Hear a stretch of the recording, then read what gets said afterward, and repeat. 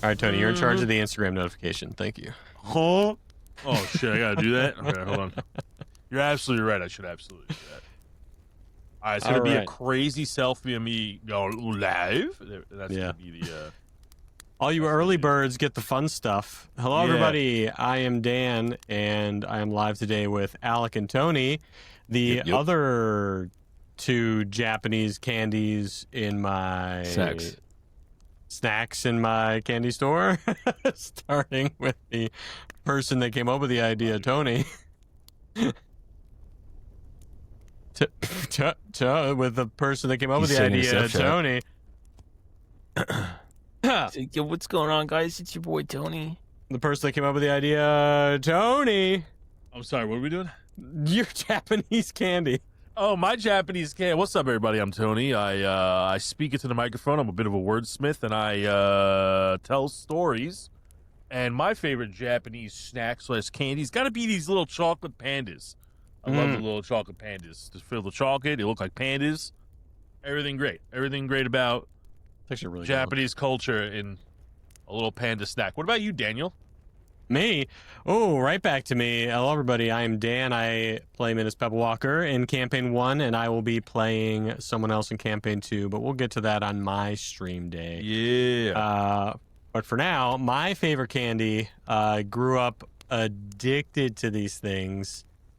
I immediately got rid of the screen, so I forget what they're called. It's all good. You didn't Google it, bro? Bubblegum. Marukawa bubblegum. If you never had it, Marukawa bubblegum, that stuff is so addicting. It's these fruit flavored like ball candies with this crunchable shell around the gum. I love bows. And goodness, it is delicious. So go look that up and have some of those. But Alec, what's your favorite Japanese candy? Yeah, what is going on, guys? My name is Alec. I play Drell of the Ashbourne in Campaign 1, and in Campaign 2, I am proud to announce I will be playing Kazel Amberleaf, right? Yeah, Kazel Amberleaf. But who's Pazzle? Yeah. And my favorite Japanese candy or snack, I call it a snack, not really candy, is also Hello Panda, but specifically the strawberry flavor. I love the strawberry ones. I'm a big, strawberry shake guy also, so that's I think why I like it so much. Strawberry milkshakes are so underrated, dude. Strawberry milkshakes are super underrated. Yeah. Oh, we all agree on a food thing. And I will say this, at In-N-Out they have Neapolitan shakes and they're the best. I get them all the time. That sounds pretty good. Yeah. I gotta restart my head. They're hella good. You guys get all bubbly robotic on me. So Jared, how about your candy? That's right. Jared's not with us today.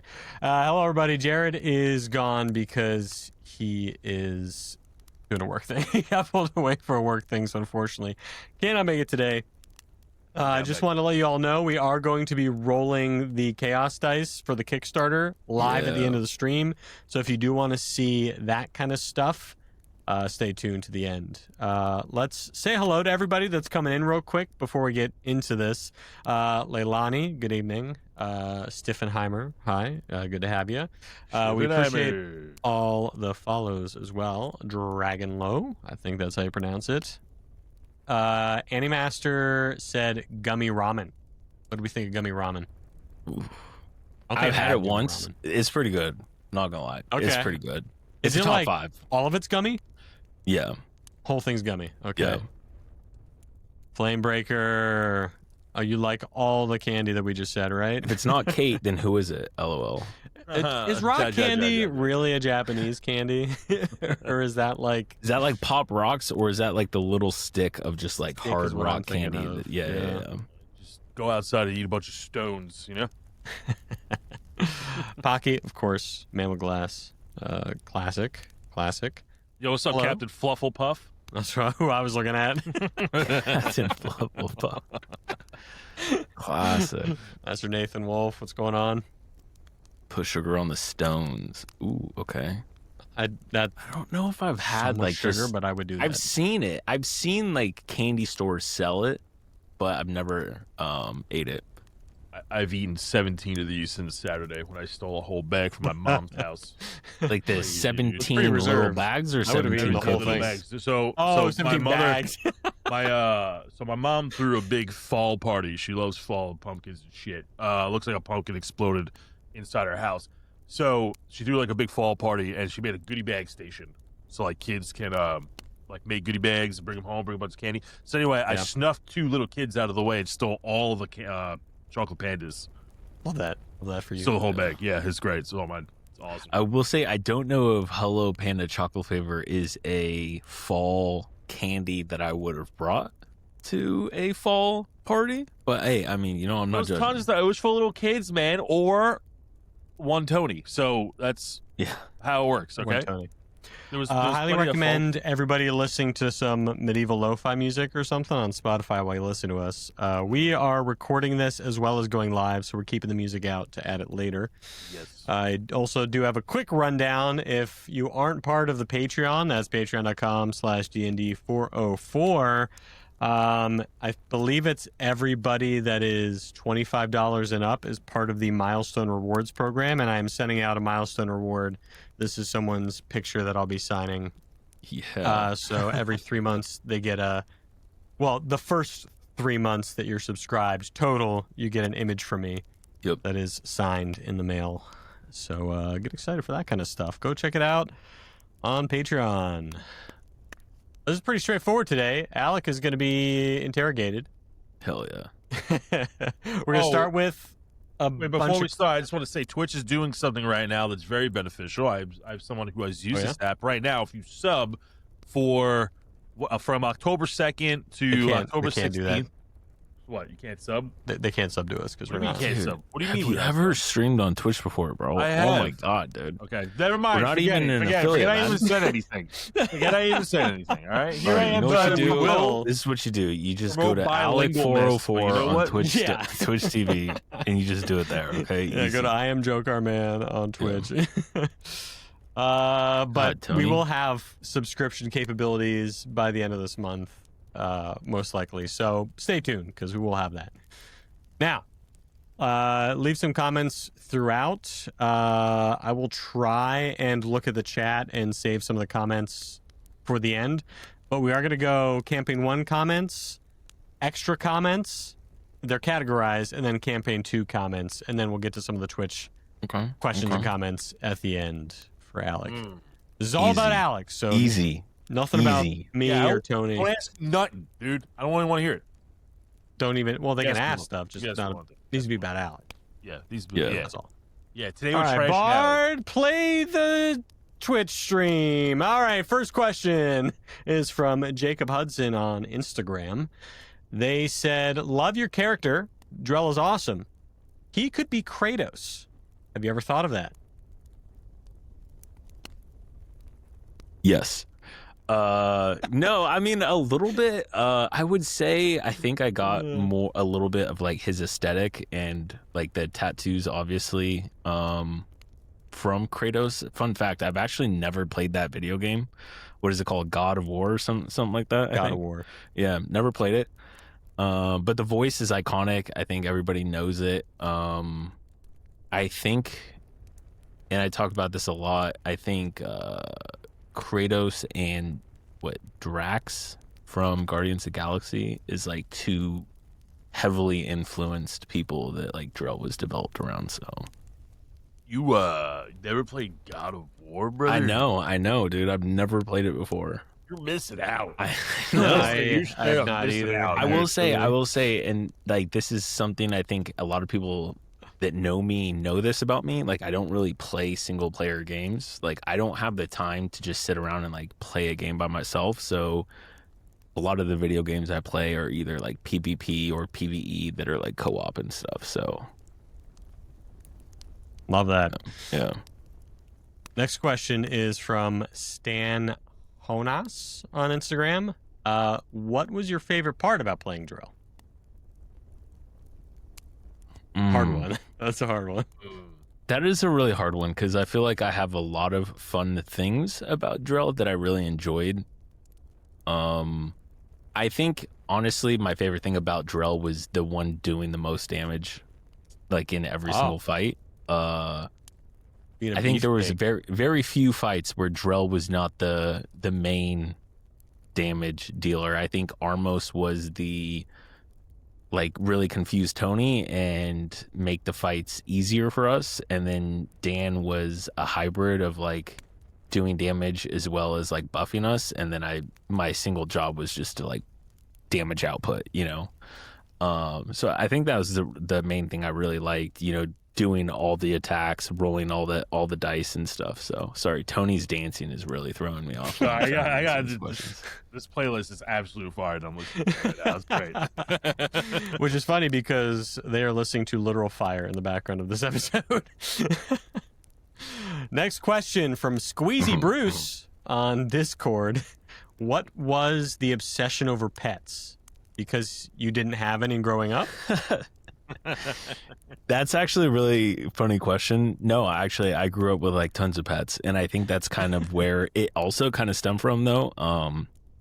You know, I have 2 dogs right now, but I think mainly it was just like Armos had Reginald and Minus had Sid, and I thought it would be really funny as like a character subplot line that Drell just wasn't included in having a familiar, and his like what do they call it, like side quest was like trying to get one. So I just thought that would just be a really like funny subplot, I guess. So I kind of just like really went into it. I didn't mean to go into it as hard as like with horse as originally, but it just caught on and everyone thought it was really funny, so I just kept going with it. Horse is probably my favorite just because it was like the recurring one, you know. But don't sleep on Ruby the Emerald Raptor. I know Ruby, exactly, right? And then Boxy, RIP. It's like all these things. Yeah, spoilers, sorry. We got some people on episode 60, bro. That's right. Yeah, you spoilers, guys. Spoiler alert. Yeah. Spoiler alert. Yeah, we should Don't probably forget about preface that. it. Yeah. Yeah. And if you're listening on Spotify or any of the other podcasting platforms, you probably already listened to all that. So hopefully. Next one is from Papa Goblin. These next 2 are both from Papa Goblin. What was your favorite character growth for Drell? Oh, that's such a good question.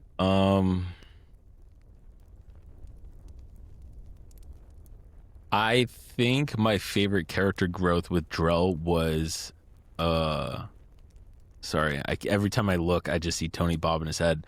My favorite character growth with Drell was in the beginning of the campaign. He was very like, he thinks he could like take on the world. He thinks he could fight anything. I think it was literally episode 1 where Tony's character, the lion dude, was like yelling at Drell, and Drell's like literally level 1, but he was just like all big and, you know, thought he could fight everything. And then through the campaign, I think Drell really, I guess, matured in a way where he decided where he needed to fight and where there might have been situations where he didn't need to, and he can solve the problems, you know, whether they're like diplomatic or like whatever it was. So I think like really Drell developing that skill set, I think, was probably one of my favorites. Yeah. Yeah.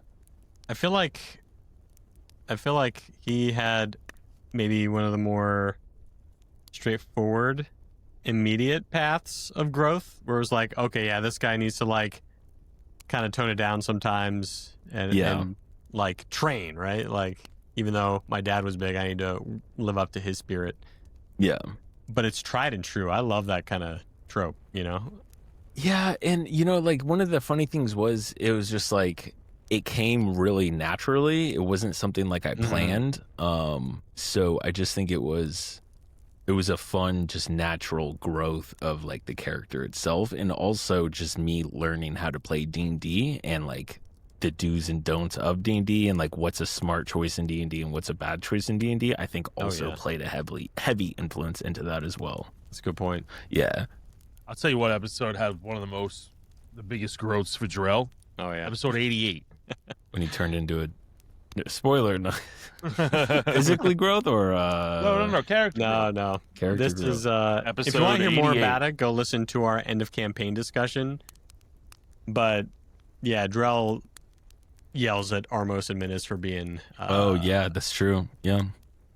for not making good decisions. Yeah. Yep.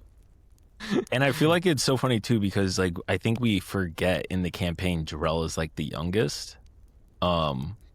Yeah. But he was like the one making the smartest like adult not maybe a smartest adult grown, but like making the most rational decisions at time where Armos and Minas were both more emotionally driven characters. So Definitely. yeah. Yeah, because Minas was very motivated by just pure emotion.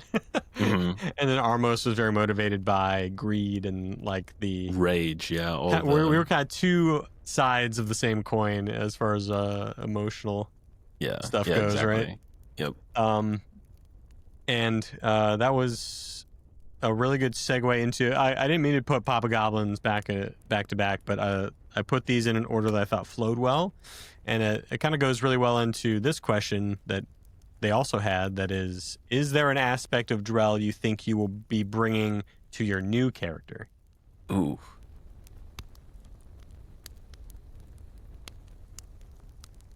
I don't know. I've thought really long and hard about how I want to play. Well, I guess I could Kazil. One of my main fears is he's Drell 2.0. Like I don't want that to be a thing. So I'm trying to. One of the things I'm currently still working on is developing. Okay, what are his key personality traits, and like what is that look like? You know. So I think there might be a few things. Honestly, I mean, just thinking of like his backstory, you can already tell probably loyalty is going to be a very strong characteristic that both characters are probably going to have. You know, stuff like that, like determination. But as the way they go about, and one of the things that made Drell so easy was, like I love to crack jokes. I love to like laugh about a lot of stuff. So playing a character who might not be like that, I feel like might be really hard for me. So just finding like that middle ground and making sure that this character is like, when the listeners listen, it's just like, dude, this guy's literally playing like a reskinned version of Drell, you know, is like something I don't want. So yeah. True. And it's hard because everyone's second character, like him, kind of reflect those things sometimes, especially when you played them for like 4 years. You know? That's what I'm saying. Like, it wasn't like I was, and I feel like the one-shot characters that we do are like really easy because I put zero thought into them, and I'm just like, okay, I'm just gonna be like a shitbag for an episode. Like, it doesn't matter. Like, I'm just gonna like literally tread it like that. I wasn't trying to like get the party killed, but like my character in that other one that we did was just like, I was just memeing the whole time, and I was just like trying to like cause like a ruckus. But like this actually has like the story has like length and potential to like go a really long time, so I'm gonna try really hard to like not do that. Yeah, I'll be appreciative. Yeah. Just not shit. Yeah. Not just From kill other everybody. players to DM, yeah. Much Just TPK appreciated. first episode, be like, fuck my bad. Could easily happen if we do it the wrong way. Yeah, exactly. What is the most contrasting personality difference between you and Drell, though, when you created him, and did it change by the end of the first campaign? Who asked this question? This is Caden Blade on Discord. Okay. And sorry, what is again? What is the main What's the difference? most contrasting personality difference between you and Drell? Personality difference. I was gonna say obviously height because Drell was really tall, and I'm like just like average. It's a height. physical difference. Yeah, personality.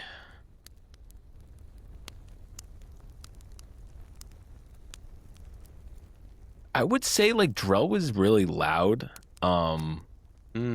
And I would say, like, obviously I'm not like a complete introvert, but I would also say like I'm not a complete extrovert. Like I would say compared to Drell, I'm a lot more reserved and a lot more quiet. Like I have my opinion and I will voice my opinion if I feel it needs to be voiced. But I think one thing with Drell is he was making sure like he was involved in like a lot of the decisions and a lot of the things that need to be done in the campaign, and I'm probably a little bit more relaxed and reserved than that. So I think that would probably be the biggest personality difference. And then obviously, yeah, the physical would be the height for sure, and all the tattoos. Yeah, I think it's in his name. Drell was ready to yell. Yeah, exactly. Yeah, he was raging. He was, and like a lot of rage, making right? stuff. Like I don't have that. Like I'm not like a very loud, rambunctious person. Like I can be for sure. Like I have my moments, but I feel like that was just a steady thing to expect from Drell throughout the campaign, and that's just not really Alec, I guess. Right. Yeah. There's some good questions, guys. Yeah, And these we're are super keeping good going. questions. Infamous Dino in the Discord asks, is there any NPCs or part of Drell's story or backstory that you wished could have been explored more or had more story to them? NPCs, Drell's backstory. I got an answer for this when you're done. Okay. I mean, obviously, besides like joking around with like we just talked about it, like Horse and like all the other companions, I think maybe like I feel like it would have maybe been cool to bring Ruby. Spoiler alerts, by the way, because like that was one of the things. So it's not technically an NPC, but I do wonder like how different would it have been if Drell would have made the choice to bring Ruby instead of leaving Ruby where she was. That was always really interesting. And then, maybe exploring, and Tony might be able to give a little bit more insight into this, but like Lord Baron was also a Goliath, right? But like how familiar or involved was he with the Ashbournes, and maybe the relationship between Lord Baron and the Ashbournes, or like maybe his Goliath tribe would have maybe been kind of cool. But I don't think there was anything that was like, damn, I really wish we would have like explored that more, that sticks out at the top of the list, I guess. Gotcha. I know mine. For What is it? Drell. What is it? There are very few times where people make comments about things we should do in the campaign, and I'm like, you're right, we should have done that. Usually it's like, okay, I could see why people might have wanted that, but I'm happy with the way the story went. But there was one comment someone had, and I forget who said it in the Discord, that made me go, we messed up. We were wrong. We should have done this. Someone said you should have brought Aunt Dory with you to the fight, to fight the wolf god, and had her die in combat. I mean, that's definitely something. I don't really remember if Tony and I talked about this before or after. It was something that I definitely, like, in the moment, I'm like, fuck, I was very close to being like, hey, do you just want to come? But I feel like Drell's relationship with Dory, it would have been more, like, she would have felt like she was stepping on toes. Like, it wasn't her battle. It wasn't her mission. Like, yeah, it would have been really cool for her to die knowing she was going to die either way. And I did think that in the moment, but I decided ultimately not to do that strictly because I felt like Dory as a character would not have wanted to intervene with like Drell's destiny or something like that. So Sure, yeah. Yeah. Definitely more thought Dory. about. Yeah, definitely discussed for sure. Oh, Dory- yeah, we Dory definitely was talked fun. about it. That is all the questions for Campaign 1. Is there anything you wanted to say about Campaign 1 before we move on, Alec? Like, just your thoughts on how it went, how Drell was, that kind of stuff? Yeah, I mean, just thinking, like, obviously it being my first D&D campaign and the length that it went, like, you hear people talk about, like, I'm in a 15-year-long D&D campaign. It's like, wow, it's like those people have to be super emotionally tied to these characters because, I mean, ours, we went for like almost 4 years, and it was to the point where I was like, damn, dude, I remember like when we finally stopped recording on the final episode, I was like, that's crazy. Like Drell and Minas and Armos and the world that the three of those guys lived in, it's like over. Like obviously we could revisit it with like one shots here and there, maybe if we wanted to for fun, but like the length of the story's told, so it was like really like humbling, I think, and it was like an overall really great experience. And yeah, no, it was great. I loved it. And before we move on, Tony, I think you should answer this for every person when we do this. What do you think was your favorite thing about watching Alec play his first D&D campaign? Oh man, when watching him cry in the jail cell when all right, you know what I'm saying? That was my absolute favorite, dude. It was it really gave him the motivation he needed, not only as a player but as a person, to really push those boundaries of role play. Son of a bitch. And I'll do it again too. I'm gonna do it again. One of my favorite moments, Drell. Oh my god, you put me on the spot. I should have this answer right now. Yeah, it's something I Episode thought about 88. in the moment. I'm gonna be honest. Episode 88, where you put all your asses in check on the back of Yeah, on the well deserved too. yeah. When you guys killed that guy, yeah. You guys, yeah. Yeah, we did. We might have done that. You sure did. You sure Spoiler. did. That guy- yeah. If a man dies in the woods, no one's around here but us. Honorary mention to lasagna. Just have to put it out there. Hypnotic lasagna. What's up, baby? What's up, baby? We just to some of the comments in there, just saying how much you love the podcast and how you're listening in, and you're not finished, but is inspiring. Somebody said they made a character based off Jarrell in their own I was campaign. saving that for the end, you bastard. Oh, I'm sorry. Well, I feel like it need to be acknowledged. I don't want people to think we're ignoring them. I've been reading everything, by the way. Like, I'm commenting. Don't worry. like a hawk, yeah. So, if we can just get that out there. Welcome to new to chat members. DM Scud Evil. Skew Devil. DM Skew Devil. DM Scud Evil. That is a good mid interview comment though. Stiffenheimer, who was like, I also stole your jazz fighting characters from my comic relief. Jazz fighting characters are arguably one of my favorite things about campaign 1. Right? I think it's so funny to me, and I think it embodies everything that like D&D is. I think it's like really funny how like you can be in like such a serious situation, and then next thing you know, you're fighting like this guy named Ross who like plays jazz and snaps, and it's just like For real. Who donates 25% of his thieved goods to charity. That's yet to be proven. Just Yeah, I guess I never wrote in the actual benefit of people who received that. Right?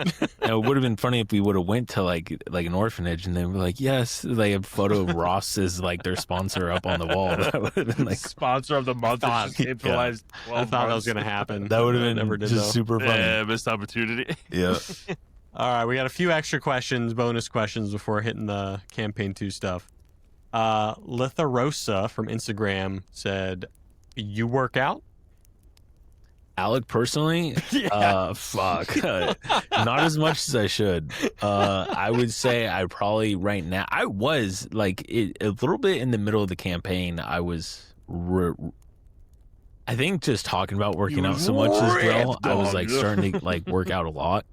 And then I stopped working out almost completely, and now I'm back to like twice a week. So nothing insane. I know I lost it. I was like, eating really healthy and stuff like that, but now got to get back into it. And we I wish. back. No glamour muscles, unfortunately. Yeah, just the glamour muscles. Glamour muscles. Just dude. the functional muscles. Yeah, just the brain. And a master. They asked, this was from the Discord. Do you naturally prefer melee combat versus ranged combat? This is a really good question. I would say I prefer melee, or at least I would say I used to. Okay. I used to be almost in every single aspect of every type of video game, every type of game I would play. I either liked playing like the heavy bruiser tank or like the person that's in the back doing like all the support roles. Like those were like really my two favorite styles of like playing really anything. So, and I was like, you know what, this is going to be our first campaign, I'm going to do something I kind of know a lot. So I'm just going to go melee, pure melee. I guess like we can kind of talk about it now. Obviously, in campaign 2, I'm pretty much going to be doing the exact same thing, playing a paladin. I'm going to be maybe having a little bit more of a spellcasting aspect to it, obviously. Yeah. But no, I like to play melee. I like to play big bruisers up front, tanking a lot of the damage. So I was just like, let's do it. Welcome and thank you for the follow, by the way, Mr. Tazer. Taser. It's not Kate, LOL. Thank you for the follow. I wonder who you actually not are. Kate. I wonder who it is then. Damn. Just now they followed. Someone's in trouble. But before that, let's move on to our next question. This is our last extra question that I saw. This is from an Instagram user called JokeRman. How do you practice your character voices? Wow, what a dumb fucking question. No, just kidding. Who would ask that? Yeah. Thanks for the question, Dan. I don't practice my voices. Typically, they are made up on the spot, if not in the moment where my character first has to speak. I probably should practice my voices, but I don't. I knew I wanted to do a voice with Drell, mainly because it was going to be our first campaign. I felt like we couldn't have all three of us just talk in our normal voice. So I thought just having a little bit, it wasn't like a super big difference, but just having something that was like contextually different than the rest of everybody talking, I think helped maybe with a little bit of the oh yeah, for sure, not storytelling, I don't know, like not realism, but like I can't think of the word that I'm thinking of, but like it helped make it feel more like a fantasy role rather than just like me, Jared, Dan, and Tony talking to each other. Yeah. Campaign 2 is going to be different. I, to this day, don't know if I'm doing a voice. I've really played with it a lot. That's a lot more where I would say I've like practiced voices. I've been like doing voices, whether it's in the car on the way to work or in the shower or whatever, just like trying to find something. And nothing yet has really stuck with me. So I don't know if Kazil is going to have a voice or if it's just going to be Alec. But talking. Yeah, you're definitely going to have a voice. Well, I will have a voice. I don't know if it will sound exactly like this voice or if it will be different. All you got to do is add a slight inflection. Remember, you're an elf. You're floaty. Maybe you're a paladin. You got morals. I'm not an elf, bro. Not an elf. Jeez, dude. Come on, man. You're an elf, bro. Maybe I'll just get an auto-tune and I'll talk like auto-tune T-Pain the entire campaign too. Maybe that's one you want to answer before we go into the campaign 2 questions. I think maybe just do a quick, this is my character, this is the class and the species that I'm playing. Yeah, so Kazil Amberleaf, he is an Eladrin, and he is a paladin. He worships the god Sehani, so that's the moon god, I believe. I'm still trying to do a lot of it. And I don't playing Nightcrawler from X-Men. That's what he's doing. Yeah, pretty much. Exactly. Around exactly. and first praise was God. Kratos from God of War, and now it's the guy from X-Men. So yeah. And also, so for people who aren't familiar with Eladrins, they are based around seasons.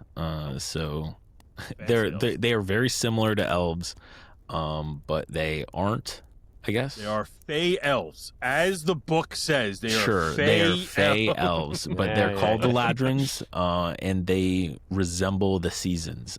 So Kazil is a fall or autumn Eladrin, and then obviously you do have the ability with, if the campaign and story allows it, to change the seasons, and your character can develop into a summer Eladrin or a winter Eladrin or a spring Eladrin. Yeah. Mechanically, So- all he's got to do is trance. But Yeah, mechanically, all I have to do is tell Tony I'm waking up as a summer Eladrin. There's Wanna make nothing you he jump can do about Ooh. it. I'm gonna make you jump through hoops, dude. No, there's nothing you can do about it. But says in the book. I do want it. I do want it to be more story driven. I'm the same. Yeah, I want it to have Feel a that. purpose of why I'm doing it, because I feel like there are very small mechanic differences when it comes to Eladrins and like the things you get when it comes to like your face step or whatever. But I feel like that's really the aesthetics and the mechanics are different. That's really all it is, and I feel like that's why you can do it on such a whim. But I think for the purposes of our story and our campaign too, I think it's going to be primarily focused on the story driven, and if he even decides to have that change at all. Yeah. Yeah, it's a floated rule. Whether if Eladrins can or can't, I allowed the rule where he can change between them as they want, and we wrote it into the. So the Feywild in campaign 2, and we're gonna go over all this in our official session. Well, I guess have we zeros we've talked done about before. that, because that's not something we've talked about. What? So, well, he is Kazil's from the Feywild. I guess like that is. Mm. That's Well, you would be regardless whether you live there or not, because that's where Eladrin come from. yeah, Yeah. I guess. But yeah. So he is Kazil is from the Fey. So he's not from the material plane, although that's where the story. Obviously, we're not running campaign 2 just in the Feywild, so there will be that story of, you know, where he is in his life and what got him there. But yeah. Yeah. Hopefully that. And I don't know how progressed much from we're going to Dragon go into Lord. this in session 0. So if I start Yeah. going on a little bit of a tangent, Tony, that you want to save for session 0, go ahead and just stop me. So Right. I'm not too worried. Anything that I've shared with you guys with the Feywild or the material plane in character creation is considered public knowledge, and not something I'm like holding like as like a gotcha or a big reveal. This is all basic information that may like be public when session 1 drops, if depending on how detailed we get with the site, how detailed Jared wants to get on the site. We might just unleash like, hey, here's some information about the world that will be explained as we play, but this is also free knowledge to you if you would like some background insight on how it goes. Yeah. So I'm not holding it too close to my chest because I have other stuff for that. Right. Before we get into the campaign 2 questions, thank you for that, by the way, Alec. Obviously, it is your episode. 5e, I believe so. Yeah. Yep, We playing were the 5e. We're in expanded 5e with a 2024 rulebook. Oh, that's Yes. what it is. Yep. Yeah. You know, playing 2024 rule set, and I think it's a great rule set. It's 5e not getting a lot plus. of love. 5e plus, sure. Yeah. Call 5.5. All right, we're gonna call it for what it is. Yeah. Okay? There are a few 5.5. things I don't like about it, but I guess we're gonna have to go with it. It's fine. Yeah. Some things, yes, better. Some things not as good. We'll see how it goes. If we don't like something, we'll change it. You know. Yeah. That's kind of how we run our games. Like if something's not fun, we're not going to do something that's not super fun for everybody. But this person in the Discord is on thin ice with me, asking these kind of questions. Reese in the Discord, Damn it, can your Reese. new character bust it down sexy style? If so, what is their signature move? That's a great question. I toned it down slightly for this platform. I like honestly would. I don't think my character would. No, I don't think he can. I think it's probably frowned upon. It's not allowed. In the church that he is a member of. He probably is not allowed to bust it down sexy style. So, yeah, no, I don't think he would be allowed to. Shame. Great question, though. Great question. Immaculate question. Yeah. Immaculate question. First strike, Reese. All right. Stan Honas from Instagram. And how are you feeling about playing a new character? I guess I kind of talked about it a little bit earlier. I'm really excited. I think I was probably, I don't want to say one of the more excited people out of the group to play something new and play something long term. But I definitely was. And I am looking forward to playing something, fresh. I think playing something from level 1 again is going to be a lot of fun. And I think, Tony talked about this now, or, he talked about it all the time and back in the day. And he's like, well, you're going to miss the lower levels. And I was like, yeah, whatever, bro. Like, I don't even listen to what you say to me. But Actually true. It's true now that I have already done it, in the sense of like, I wanted to play these high levels because that's why you play the game. And now that I've played the game, it's like playing your favorite game, but going back and replaying it so you can now adventure into other things you might have missed as you were like, trying to get to the finish line in the very first time. So I'm excited to go back and explore a lot more of the lower level stuff. And I think it'll be like really exciting. But like, obviously one of the main things I am worried about is like playing Drell 2.0. I talked about that earlier. So I'm excited. But there's just a few things that I want to make sure that I have like ironed out and like ready to go. So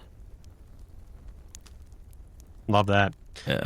Yeah. Nice. I like most of these questions. They're not like too revealing about most of your stuff. Obviously, we're going to try and be as veiled as possible with the answers that we give. Randy in the Discord asked, what lessons that you learned roleplay-wise will you bring with you from Drell to your new character in Campaign 2?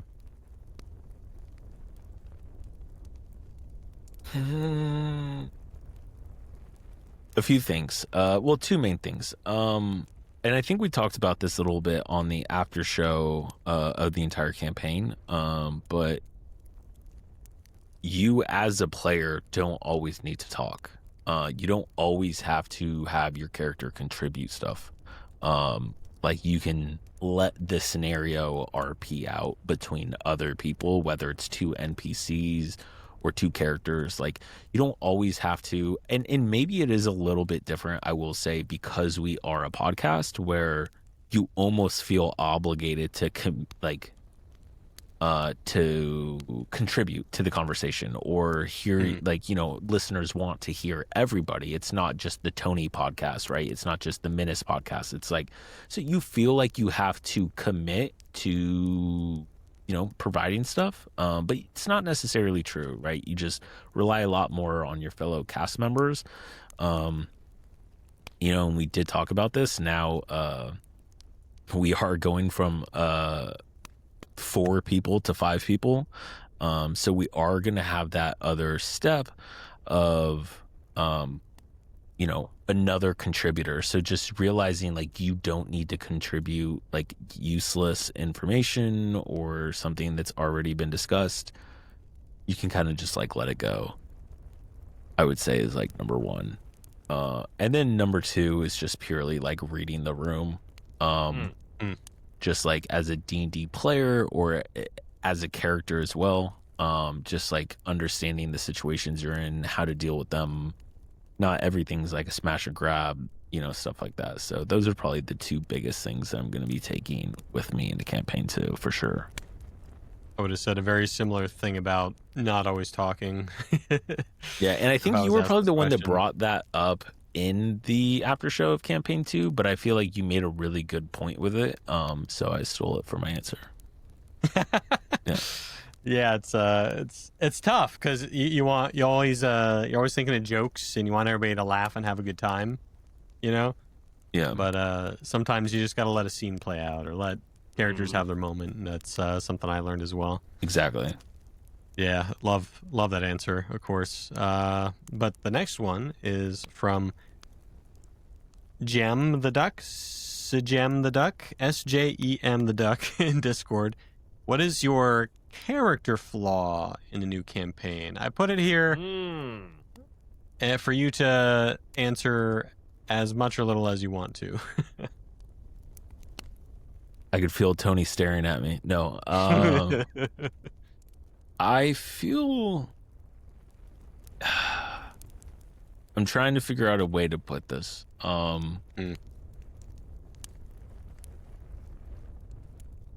I think a lot of the character flaw, like the main character flaw that this character's probably going to have, and it's probably one that a lot of people have in the world, is like growing up in the world that you grew up in and not knowing what else is out there, right? Like not knowing how the world really works outside of your bubble. And I feel like that's probably one of the biggest issues that my character is probably going to run into. Especially being a paladin from a church in a very specific area of a very specific realm, coming to the material plane. So just dealing with a lot of that, like Reese's question was funny, but it's like the sexy dance, right? Like, my character's not going to do that. So like, if like Dan's new character starts busting it down, he's going to be like, what the fuck is going on? And like, that might be a little bit of an issue, right, between the characters. So I feel like that is going to be probably, I would say that would probably be my character's biggest flaw right now. My goal as a character is to get him to bust it down at least once in campaign. Let's break it down. That is interesting though, because Minis had a lot of this kind of character flaw, but in a much different way, where his was more just blatant ignorance, right? But I was thinking about this when you create your character, whereas yours is going to be more like, no, I have a certain way of thinking. Mm-hmm. Like, you should be like this, you should be like me, kind of thing. Exactly. Possibly. That might be a way you play it. It's going to be really interesting to see how you play that kind of character. I'm really excited about where they're from, too. Yeah, I think it'll be good. I think it's going to be a large... I think it's going to be a good storytelling plot line, I think. I think it's going to give a lot of depth, not only to... my character, but also the relationship between my character and the rest of the party, as well as the rest of the world. Mm-hmm. So I'm excited. It's a really good question. Yeah. Which, by the way, everybody in our Discord and Instagram, you understood the assignment. yeah. These are like really good fucking questions. I'm like, for damn. sure. Yeah. And they knew we weren't going to give away too much, so they asked really good, like, questions about our process, what are we thinking about?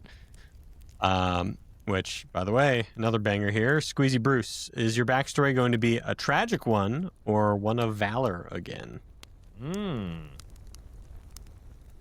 Valor. So is this a wire you can't, like, is this like a wire adventuring question? It kind of comes off as that. Maybe I'm wrong. Kind of, yeah. Like, is your overarching goal going to be one of valor, or is your backstory going to be tragic, so you're avenging something? Or I think that's what they're going for. I want to say, without revealing too much, of course. I know. I want to say either two words come to mind. Well, one, because I can't think of the word that describes the other one. Rectification, I think, is a really good word. Or revenge. I feel like one of those two words describes it. All right. Really well. I would say justice.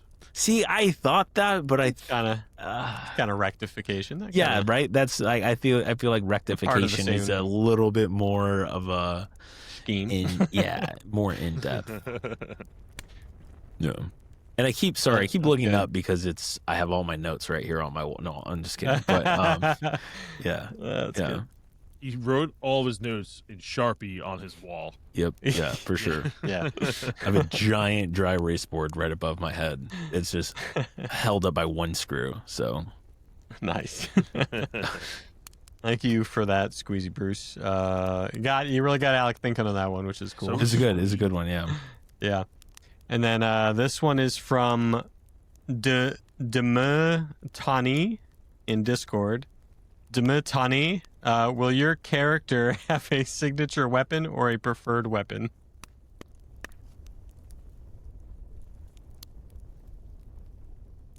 I guess we'll just find realized, out. hey, I just caught that.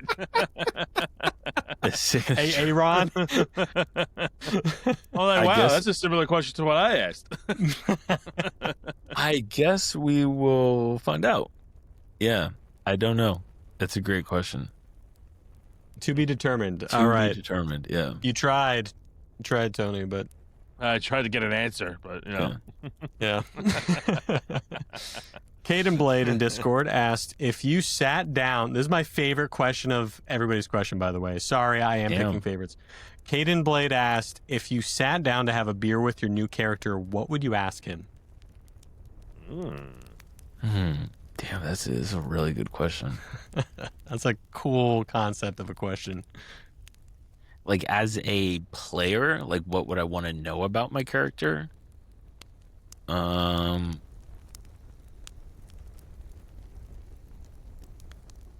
I think I would probably ask the character how far they're willing to go to rectify the problem that currently exists in their life, or to seek that justice or revenge.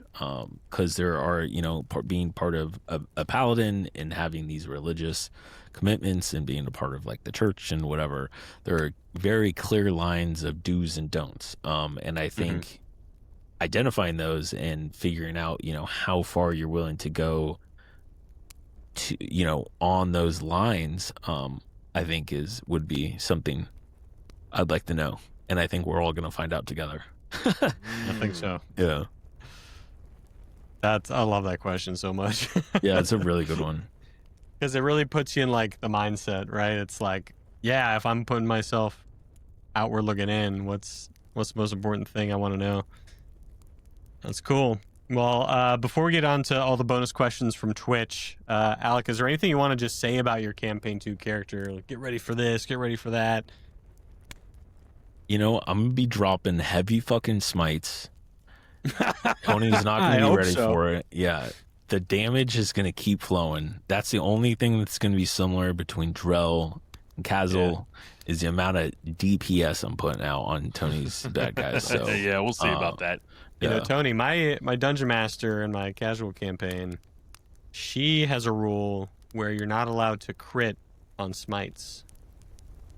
What do you think about that? Sounds like a lame ass DM, if you ask me. That's what I'm talking. yeah. I would have logged out of this call right now if he would have agreed. So, and smites got nerfed into 2024, which I was gonna see. Maybe we just roll that back, which is why I don't like 2024 because we kind of talked about it. No, they needed it. Honestly, it's one of the things I liked about there are some nerfs where I'm like, I get why they did it. It's to balance the early levels. Yeah. But I'm all for it. I know a lot of people aren't, but I am. I'm not for it. It's that's what it is. It's everyone who plays Paladin is not for it, and everyone who doesn't play Paladin is for it. It's pretty much what it is. Well, what do you mean? I play Paladin. Yeah, but now you're a DM. You're a full-time DM now. So now you're like, you don't even care anymore. Bro. I played him for 9 episodes until I finally switched. Oh, sorry, man. Paladins don't claim you anymore. We're on to the Twitch questions. Dana with a really important one. Tony, what's the name of that NPC over there? What NPC? The one right over there to our left. We just talked to a guard. What's her name? Oh, it's Modice. Yeah.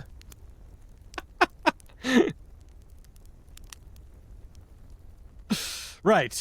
So anyways, moving on. Man with Glass has favorite... Tony walked away. By the way, listeners that might not look at the screen. Man with Glass asks, favorite meal to cook or eat? This has nothing to do with D&D. Just yeah, that's a great question. I'm gonna go purely off character, or sorry, player, mainly because I don't know yet if Castle is a cook. That's a really good thing to maybe think about because we are gonna be doing this a little bit differently. So maybe cooking might be a thing that I develop. I'm actually liking it the more I talk about it. But my favorite meal to cook at home. God, I have a few. Number one, I'll say this: I love my air fryer. It's me and my air fryer are like best friends. I finally got a book. It's Yapodrusa. Yapodrusa. Yapodrusa. Yapodrusa. Oh, you know what? I can answer this Polynesian Roman.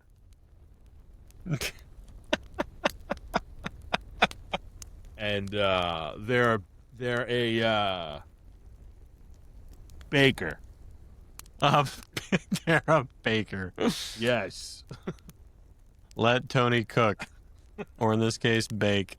All right. All right. So I got this. Let me see. Can I see it? Yeah, Heroes Feast. Heroes Feast, the official D&D cookbook. I'm just gonna randomly open it to a certain page that has food. That's not that. Yeah, that sucks. dude, that's how I get the food recipes for campaign one. Look what my Underdark sticky notes, Lotus with fire lichen spread. Interesting. Dog. Yeah, People are like, dog.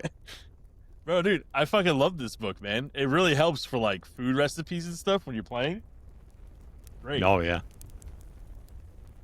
Bro, all right. Peruvian butterscotch pudding, dude. So good. I know. So good. There are some really good ones in here. I honestly have not made any of these. But I do That'll like be to our 12-hour stream. Yeah, We're cooking these. dude, I could honestly set up that could be doable. We might be able to make that work. Yo, Dan, you should make this with your dad. This The dog was dwarven flat in Rainbow mulled Six. wine. It's true. Easy. Let's do it. Dude, oh my god, a lot of Yeah. Done and a lot done. of good drinks in here too. Yeah, I got a liquor store right across the street, man. I should like dabble. What's the worst that can happen? But to answer the original question, my personal favorite thing to make is homemade spaghetti. I make like a homemade spaghetti sauce. It's really good. Spaghetti, brother. It's pretty much like bolognese minus the carrots. And then What? I do that. Yeah. What do you mean? What? What do you mean minus the carrots? Why would I put something I'm allergic to in a sauce that I'm making? Why would It you doesn't put make carrots in a fucking sauce, bro? Damn. That's where I'm. That's like asking for a pizza boneless. Oh What do you Did mean? the Italian guy not realize that carrots are put in bolognese sauce? This guy Peas, brother. Peas, not carrots. Bro, I've been to Italy, dog. Don't tell me what you're. What are you talking about? Like, Fuck, that does no. oh Put my god, carrots bro. in oh my god. I'm not going to go into the controversy of bolognese right now. I Google saw some bolognese TikToks about sauce. it You will today. only see carrots are supposed to be in bolognese sauce, not peas. So Leilani asked a question. Yeah. Do you Next question. do you regret ever having taken the levels of barbarian, which we kind of answered a little bit? Yes, I think to revisit that. I think we talked about it last stream, but yeah, I think so. I think it was really cool for the story. Mechanically, I think it was kind of a waste. There's only certain things I used it for, and I had to get that. I think it was like the 4th level to get like the dragon tail defensive. But besides that, like, I mean, I attacked recklessly a few times. Yeah, no, I think it would have been cool to be a level 20 fighter. So, Yeah.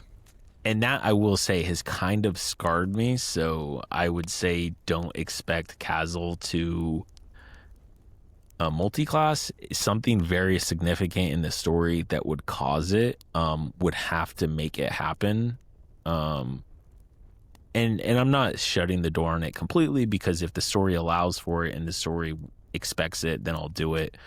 But just kind of no. No. Nah.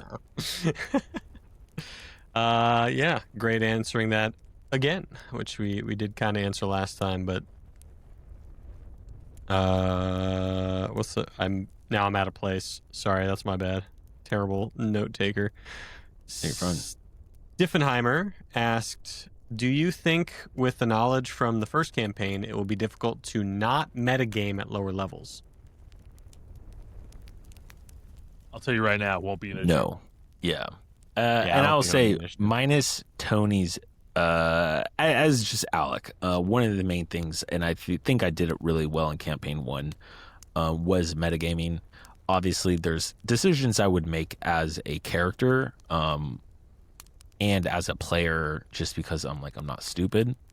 But there were several times where I made the wrong decision as Drell, knowing that it was the wrong decision to make that making that decision could potentially impact the party. So I don't think it'll be an issue. And I think we're all really good at that, in kind of calling each other out and being like, no, dude, you can't fucking do that. Just, and You would know that. yeah. So Alec's the best at it. I just looked up every monster every time we fought him and looked up all their weaknesses. And could you imagine? I believe it. see, Fucking carrots are in bolognese. Told you. Friggin' Proven. Bolognese, dude. I keep losing my guy place says he's again. Italian, DM dude. It's Sky crazy. Devil's next. DM Sky Devil is next. Thought you should know. My girlfriend just compared me listening to the podcast to her listening to nothing but Taylor Swift. Mhm. It's not a question, just a comment. I thought was hilarious. Well, you don't fuck with T-Swift, dog? That is an interesting but he- take. That's an interesting take, I will say. He listens to us like it's Taylor Swift, though. That's pretty epic. Now, which album would you say we're going on, though? Yeah. The Eras tour, I feel like? No, I don't know. That's the only one I really know. Good album. Yeah. Yeah, that's the only one I Good know. album. So sorry. And then I think this will be the last one of the night for Alec here. CPT Flufflepuff, one of my favorite names. That's a good Side name. question. That's a The good new name. personality joined the campaign. Is there going to be a live cast about her as well? Yes. Yes. Yes, there will be. I don't know. Let me see if I can pull it up. I don't know it off the top of my head. 3. We're 3 away from it. Yeah. So the 13th next week is Jared. The 20th is me. The 27th you will be meeting Kylie. Yes. There it is. Yeah. She's a so good this time, month- man. She's a good time. So you're going to have Mark a lot of your fun calendar. when you meet Canceled by her. the Swifties. That sucks. Dang. Dude, they know how to hack, bro. I They don't honestly, recognize you anymore, man. I wouldn't fuck with them. They know how to hack, dude. It's crazy. Crazy. It's rough out I did here in the skip one. streets. I did skip one question. Hypnotic Lasagna. Do you think this might propel careers into voice acting? You can only hope. You can only hope, you know? Alex Definitely gonna be not in the new Demon mine. Slayer.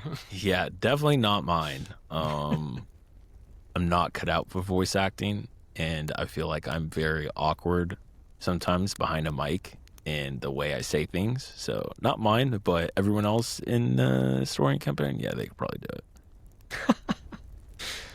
It's funny because I feel like Banking on Jared it. would be the one that would be the most self-conscious about it. Oh, yeah. He needs maybe not because there'd be a lot of preparation, and he's good as long as there's a ton of preparation. Sometimes he struggles with the freeform stuff. I think that was his biggest lesson. I'm gonna pre-guess that would be his answer. Biggest lesson he learned from playing D&D is getting good at all the thinking on your feet kind of stuff. Why add a woman to the group? Because she was the best out of all the auditions. That's why. Yeah, Yeah. Kylie was dope. D.O.P. Straight up. We wanted a fresh voice, and she comes from a... Well, we'll talk about it when it's her Yeah. We'll Debut. let her. debut, but there are Issues skills there. Yeah. We had 55, I think, 55 auditions, Mhm. something like that. And she was the best fit personality-wise, voice acting-wise, all that kind of stuff. So we'll talk about that, like Tony said, when we get there. Maybe she won't want to hear us talk about it, but I'm sure y'all are going to be asking about it. Yeah, we got 55 auditions. 55? lasagna. We got it for sure. We just my dog ate it, so that's unfortunately not submitted. Sorry. This one woman was like, "I'll do it for $9,000." Like, okay, Rufus, we'll set you. They were second for sure. Yeah. Forgot about that one. Patrick N.A., welcome. First time chatter. And 55 auditions. It's insane. We spent a lot of time auditioning people. It was a lot. Yeah, I sifted through a lot of auditions during that process. I was just sitting there like a zombie looking through some of them. Yeah, we had to turn down Anne Hathaway, though. We did have to turn down Anne Hathaway. Yeah, didn't have the right fit. It was like a scheduling conflict. Something about their was product too. It was weird. Honestly, we're probably too good for her anyway, so, you know. Does she get her own room with a window? What are you doing here, Glass? Get back in your cage. Who let you out? Who let you out again? Yeah, have you been here for the entire hour? Yo, cut back rations, dog. Yeah. Clearly, we're feeding him too much. He's having too much energy. He's walking up the damn stairs. I'm taking out the stairs. Just a little gasping emote. There'll be a bucket with some water in it that we just let down every so often. Yeah. He's gonna be like in Joe Dirt, where he's like looking at the cars for sale in the book. He's like, man, they got it. That's right. Class before was like, what's for dinner? He goes, Tony usually just spits gum in my mouth and calls it dinner time. He said that earlier. Oh my goodness. Sometimes I don't even chew it all the way. Just to make a little. On that note, I think we're going to go ahead and Justice for Glass. He can go outside when he hits his quota. Oh my goodness. Alec, it's your app, so give us a rec. Oh man, a rec? Yeah. Yeah, wreck me. Okay, I'm not gonna lie. This one is kind of a cool one. I started watching it yesterday. It's on Netflix. It's called Hellbound. Good show. Hellbound. Yeah, it's about these people. They get visited by an angel notifying them they're gonna be sent to hell within like X amount of time, and when that time happens, these like demons come out of nowhere and like beat the shit out of them. Yo, they run the fade like they get jumped. And it's crazy. Like there's like this old lady, and they're just mollywopping this old lady. There's like 3 of them, and they're just beating the crap out of her. And then they like expel her soul to hell, and then they just dip, like, and everyone's like cool with it. So then everyone like turns into like this whole like, oh my god, this is like God sending a message that like we shouldn't sin. And it's a really funny show. Oh, it's so good. And like the demons are like giant, like massive gorillas. Like, yeah, they look like giant gorillas. That's exactly what they look like. Yeah. And oh my goodness. So it's a Hellbound, I believe is what it's live called. action too, by the way. It's not an anime. It's not an anime. It's live action. The first episode is literally only 6 episodes, or first season, 6 episodes. Second season, 6 episodes. So I'm starting the second season tonight. It's really funny, to be honest. I was like watching this, and I was like, "What the fuck, dude?" I was like, "This." I just kept realizing I was just watching the next episode one after another. I gotta start the second season too. Yeah. Yo, you sharing your screen? You sharing your screen? Sharing your screen? I know I'm sharing my screen. Right. We gotta do the chaos dice. You forget about that? We gotta do the chaos roll, or we're out. All right, my bad. Netflix. Forgot about that. Netflix. Hellbound on Netflix. All right, let me get the sheet, the chaos sheet up first, because I need to remember what's on here.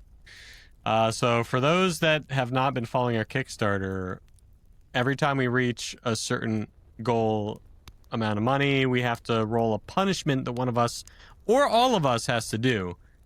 And we reached a tier we were not ready for, that we did not think we were going to reach, and here we are. We're about to be doing yet another chaos dice. So once I remember where that sheet is. Oh my god. Because I'm an organized human being. I think it's like pinned somewhere, right? Or am I? Yeah, probably. You know, that's probably where. Oh, there it is. All right. So what has already been rolled? The table is here. So we've already rolled. Alec will wax his arms. Yep. Jared will sit in our public Discord voice channel for 12 hours. Come say hi. Yep. We will play mini D&D on a mini table. Yeah, can't wait for that one. Jared will roll 2d10 and run that many miles. I think believe it's it was 8 miles. 8. Not the movie. Dan will roll a D100 and drive that many miles, a direction of the Discord's choice. So I'll be doing that soon. Got my brakes done today. Yep. So 86 miles. He's gonna come visit. We're gonna drive. we'll see. It depends on where they send me. Dan will give away his actual Campaign 1 pumpkin dice. I'm really sad about that one. Yeah, get wrecked. Someone's getting those. Tony's giving away his deck of many things. Yes. Yep. Wait, 86 miles north of you, Dan. Could you end up? No, I would not Canada. It'd be like New Hampshire. Dude, that would be so fucking funny. Vermont. And then you'd have to like just live stream the border crossing. Yeah. Be like, yeah, I'm gonna record it. All right, let's roll this die. And we do have to do a 12-hour stream, but without further ado, the roll. The stream for 12 hours? Yeah, we have to. Did you forget about that one? I didn't realize it was a 12-hour stream. I thought it was just a stream. Nope. Oh shit! I gotta take time off. Oh my god! I didn't realize we had to do that for 12 hours. Is 50. Oh boy, I don't like how even that is. What is 50? Already did that. Dan will give away. Oh, Dan, that's me driving. That's okay. What was the pumpkin die?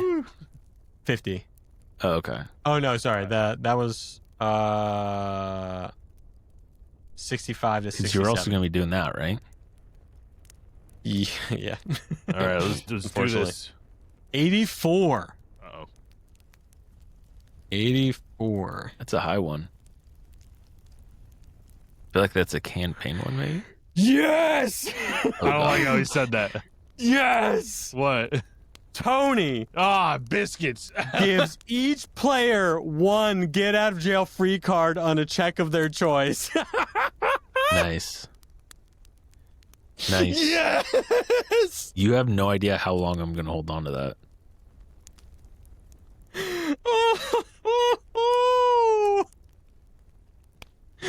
Oh man. No expiration That feels date. good. Yeah. That was the only reward we had on here. That's a W, guys. That is a W Okay. for the players. W. Yeah. Oh, that's good. That I'm letting you know right now. That is going to be given to you in session 1, roughly 30 minutes in. Not at the start. Okay? Okay? Starter timer. Warning Starter now. timer done. Give or take. Ooh. Any check of her choice. I want to see Alec use it in campaign 3. Yeah, true. I told you. I'm going to hold on to it. I'm going to hold on to it as long That's as I good. can. I'll allow it. I will allow it. That's good. That's real good. Campaign option. Bro, that would be the deepest card out the backpack. Wow. If I would just campaign 3, everyone forgot about it, and I was like, nah, man. It's a check. Remember, it's not a hit. It's not a roll to hit. It's a check. Check. So if like I failed a saving throw, or no, I think it's just an ability check. It's not a saving throw. It's Okay, not a hold hit. on. It's not Is initiative. Something we roll, or can it also be like if we cast something on somebody and they pass, can we use the get out of jail free to make them re-roll it? Or I guess would it be an auto succeed if it's an No, auto? it's an auto succeed. So it's like that's what made it like not overpowering, because it's just like this check, because saving throws could be like super overpowering and rolling the hit and stuff like that. So it's only just for a us check. then as a check. Yeah, acrobatics check, arcana check. For Okay, example. never mind. You'll have that at the start, and we will divulge that as such. Yes, yeah. Okay. Because we did balance that with Tony before making this table. Okay, that's totally fine. All right, your boy has some business to do in the porcelain office, Yes. so we need to go ahead and wrap this up. Yep. Last thing we're gonna do, because I don't want to edit it in later, and maybe I'll just add this into each one after this. We are currently redoing all of the Patreon shout-outs and it's going to be new for campaign 2. But for now, I'm just going to say everybody's name here as fast as I can as they're listed. And thank you for helping us out on Patreon. It really means a lot. You keep the campaign going and the podcast much going. love, much support. Much love, much With support. the Bloodshard Bandits, we have Artemis, Marcus Rico, Benjamin Hayes, Amanda Dulong, Sly, Satanic Panic, Knock Mock, Shirley, and Philip Buxton. In the Sijic College alumni, we have Robert Crisp, Sergio Rodriguez, Saint Chaos, Patrick Wennerstrom, David LaChance, Casey. And in Humbrea's Heroes, we have Felipe Gonzalez, D&D Virgin, Johnny Tar, John Carroll, Toby Large, Drown, Cypress Day, Wind, Jet Tillich, Brigadier Bjorn, Nico, Tim Kimmel, and Chris Hahn. Thank you, everybody, for supporting the podcast. And without further ado, please give your most Drell goodbye. Goodbye. Goodbye. Oh See you no, my later. plethora of pets.